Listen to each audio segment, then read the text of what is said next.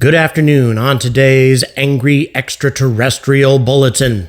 In 1997, in both Phoenix and Tucson, Arizona, and practically everywhere in between, this strange V-shaped formation of lights was spotted by hundreds of witnesses, many of whom said that they were part of an enormous V-shaped craft, one of them even saying that it was kind of like a carpenter's square. Regardless, it was one of the most famous UFO incidents of all time, going down in history as the Phoenix Lights incident. And now, here's another strange V-shaped formation of lights.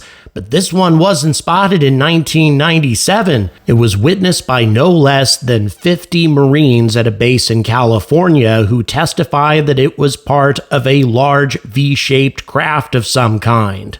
All of this and more coming at you on the Angry Astronaut right now. Good afternoon, and once again, welcome to a special extraterrestrial Angry Astronaut Bulletin. Been releasing these things fast and furious, well, because the stories come fast and furious, especially this particular story. Even though this was brought to light a while ago, this particular incident that actually took place in 2021, although it was never actually reported on until 2023, few people have made the connection between this incident and the famous Phoenix Lights incident of 1997. But in both cases, we have what appears to be a very large V-shaped craft moving with either little or no sound through the atmosphere, captured on film in both cases and witnessed by a large number of people. In the case of the Phoenix Lights incident, well, it was many, many hundreds of people, perhaps even thousands who saw all of this. But this was a Marine base, the incident in 2021, and approximately 50 soldiers witnessed this incident. And from everything we can tell, there appears to be a lot of similarities between the craft that were observed. These don't appear to be flares. These don't even appear to be individual objects moving in formation, but rather parts of a much, much larger craft. A craft larger than any aircraft that we are currently familiar with, and a craft that seemed to be operational in the late 1990s and then made reappearance in 2021. The Phoenix Lights incident is perhaps the most remarkable UFO sighting in history, at least in terms of the number of people who saw whatever this triangular-shaped craft was between 7:30 and 10:30 p.m. Mountain Standard Time in a space of about 480 kilometers from the Nevada line through Phoenix to the edge of Tucson. There were two distinct events involved in the incident. First of all, this triangular formation of lights that were seen to pass over the state, and then a series of stationary lights that were also seen in the Phoenix area. The U.S. Air Force identified the second group of lights as flares being dropped by an A-10 Warthog aircraft that were on training exercises at the Berry Goldwater Range in southwest Arizona. However, as far as the triangular-shaped object is concerned, many witnesses said that it was part of a much larger craft, and given the space that whatever this is occupying in the sky, well, it's pretty damn huge indeed. Now, the lights were reported to have reappeared in 2007 and 2008, but these were quickly attributed to military flares dropped by fighter aircraft at Luke Air Force Base. However, this incident that took place in California, well, apparently at least 50 Marines saw this object hover over the military base and move around a bit, again without any noise whatsoever, for approximately 10 minutes. At one point, the troops decided to fire a flare to try to illuminate the vehicle. However, when they did so, the vehicle disappeared at a tremendous rate of speed. As a matter of fact, they didn't even see it go. it just abruptly vanished, which is consistent with what UFOs like the Tic Tac craft were able to do as well. Now, you may have noticed that ufologist Jeremy Corbell covered this incident in a great amount of detail a few months ago, and a lot of the footage I'm going to be including is part of the stuff that he's done in the past, and of course, he's researched UFOs a lot more thoroughly than I have, but I don't believe he drew a great deal of connection between this incident and the Phoenix Lights incident, and as far as I'm concerned, the two events are nearly identical.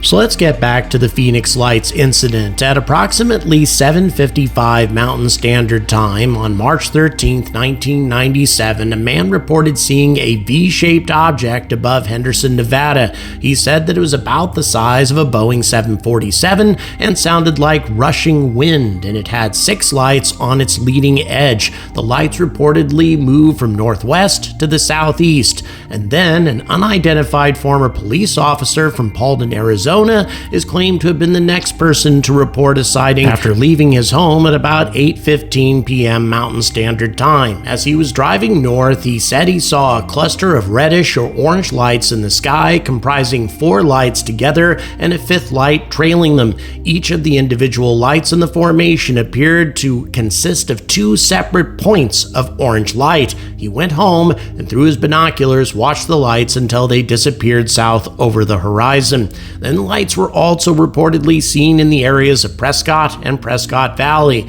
At approximately 8:17 p.m. Mountain Standard Time, callers began reporting that the object was definitely solid because it blocked out much of the starry sky as it passed overhead. John Kaiser was standing outside with his wife and sons in Prescott Valley when they noticed a cluster of lights to the west-northwest of where they were standing. The lights formed a triangular pattern, but all of them appeared to be red except for the light at the nose of the object, which was distinctly white.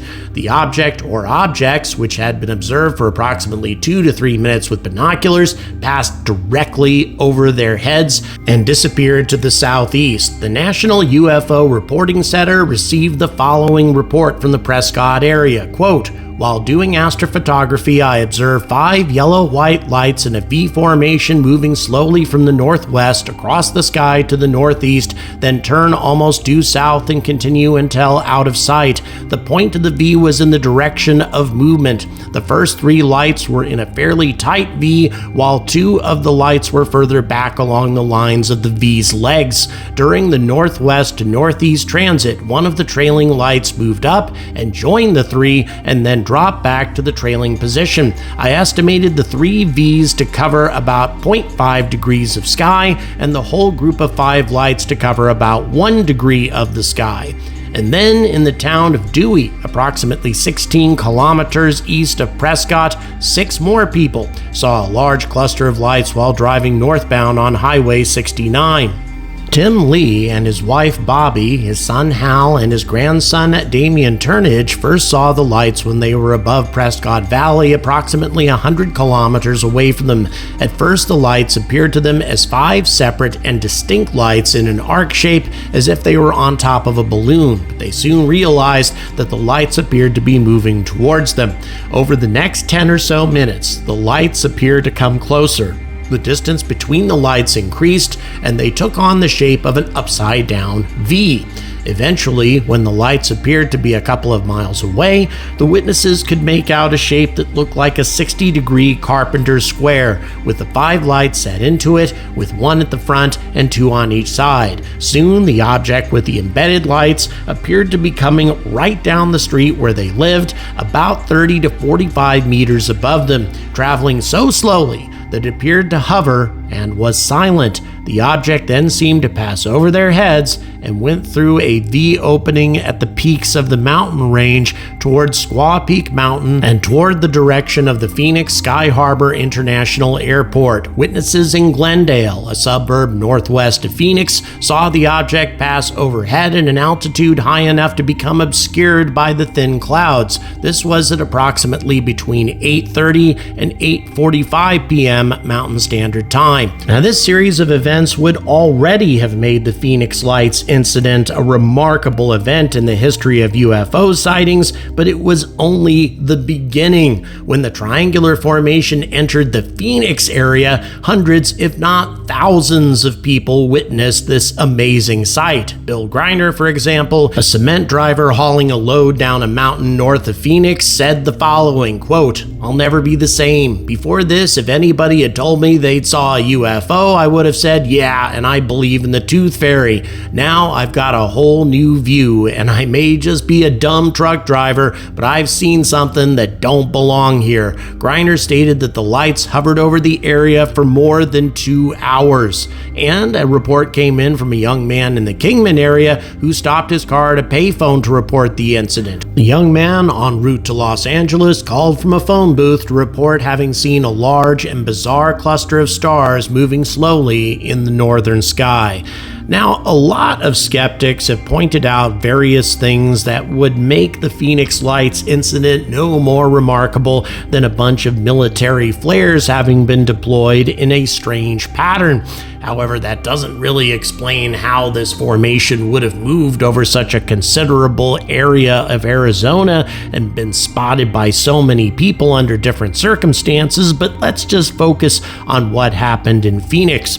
According to the skeptics, there are numerous mountains that you can't see in this image that periodically block out the lights. That suggests that they have to be a lot further away than it might appear, and military flares can be seen from hundreds of miles away sometimes, suggesting once again that this might have been some type of military exercise. However, there is one significant problem with this explanation. Well, two actually. First of all, the military has never acknowledged carrying out exercises in this particular region. They only acknowledge the flares that were dropped by an A-10 Warthog, or rather several A-10 Warthogs a little bit later on.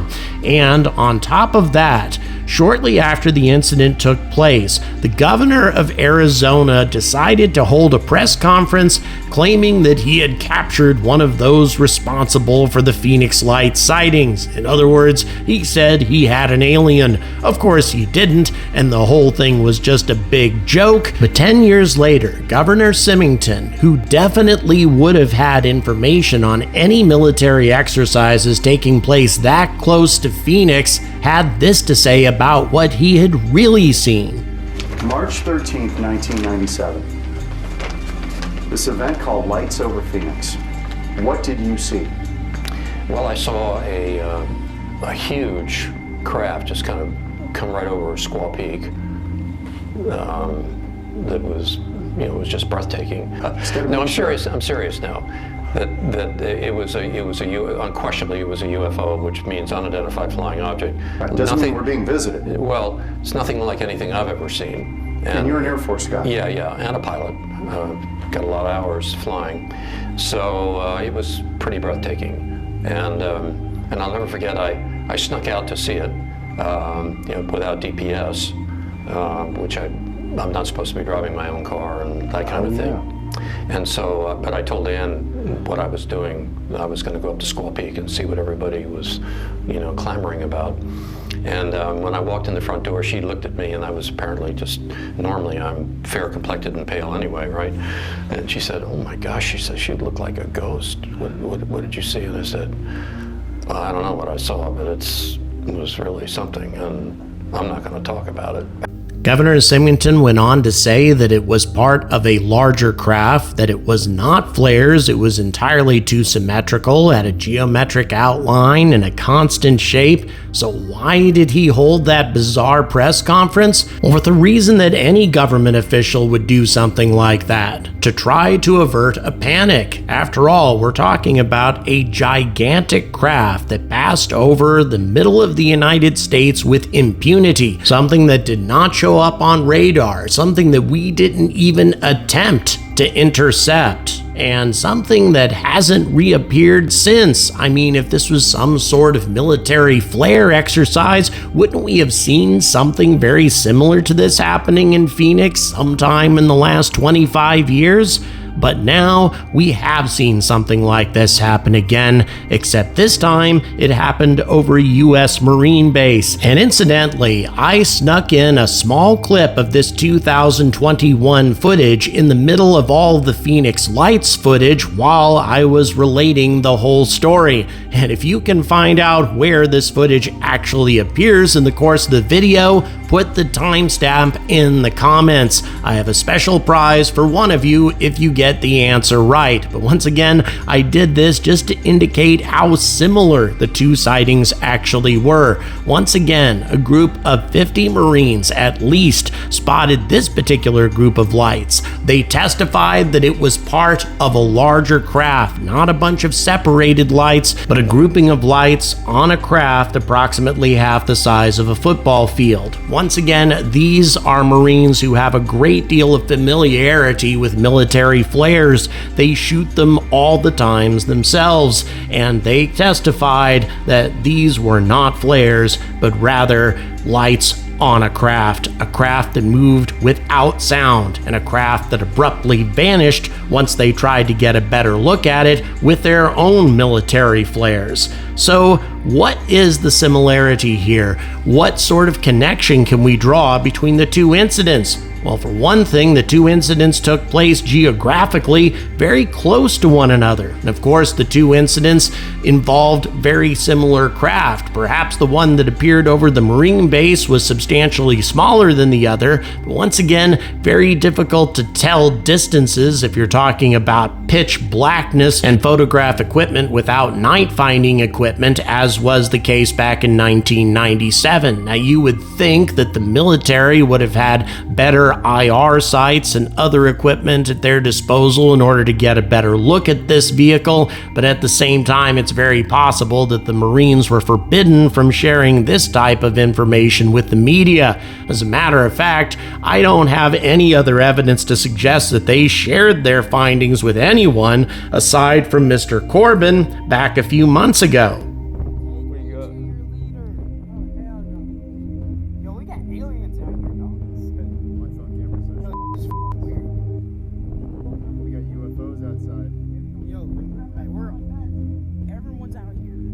So before we wrap up, I'd like to make two requests. Number one, if you saw the Phoenix Lights incident or you were a witness to this more recent incident, I want to hear from you. My email is in the description. Feel free to reach out and contact me because I'd be interested in interviewing you at some point in the future. And number two, please consider supporting this channel on Patreon. I'd like you to join Lordman Storgelcrest. He's our latest Patreon supporter. And by the way, if you become a Patreon supporter, you get access to our Discord server, a big community of UFO enthusiasts, but also spaceflight experts. And also you get access to content a lot earlier than everybody else. For example, this particular video was rolled out at least 3 hours prior to when I released it to everybody else. So please consider that. Finally, please like, please subscribe, and as always, stay angry about space.